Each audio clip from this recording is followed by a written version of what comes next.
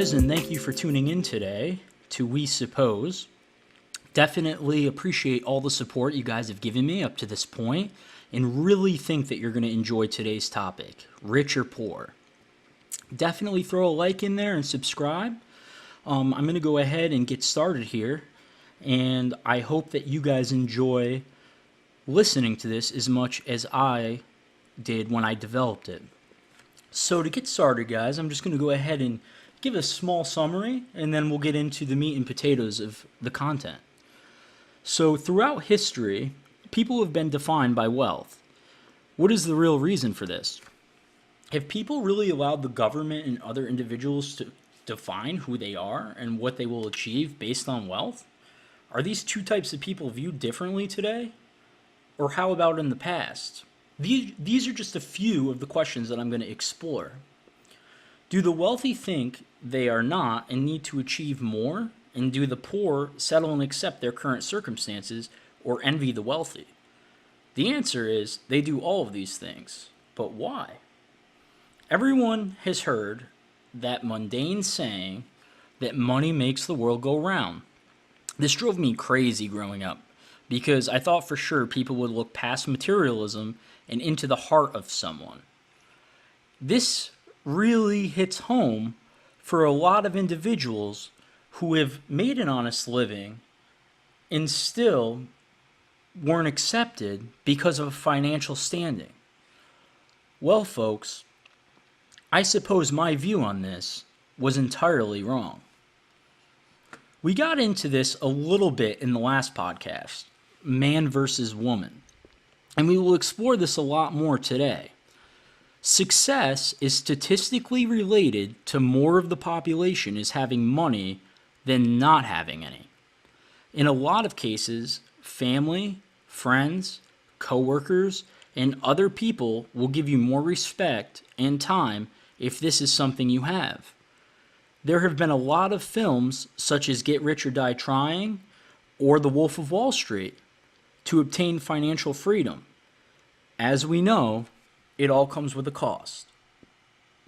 The consequences of the wealthy can go on and on. Lack of sleep, high pressure, loss of time, always on the go, frantic. Could the same not be said for the poor? Although money does not affect everyone the same way, or the lack of, many religious beliefs state this is the root of all evil. Is there truth to this? Money allows you to have almost anything you want. It allows you to escape crime. It allows you to be able to build and create ideas from nothing and obtain all the equipment and means necessary to do so. When you are poor, many people will argue from a political standpoint that our country is the land of opportunity. Let's look at minimum wage for a second. Mathematically, it does not add up for an honest, everyday working person to be able to survive. Let's take somebody that works in fast food.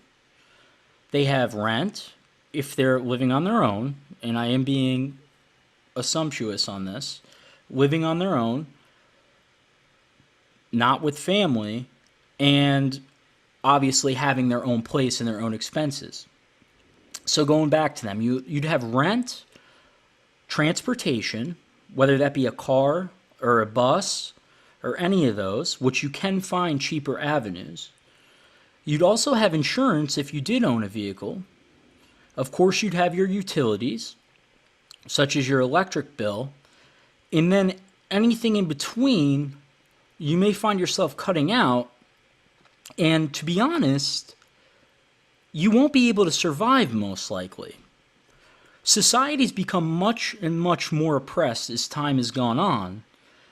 And we've seen that a single working mother or father in today's economy, whether it be here in the United States or across the globe, finds it increasingly difficult to sustain one's way of life they've become accustomed. Yet we continue to turn a blind eye while corporations capitalize on others' losses. And yes, I said losses.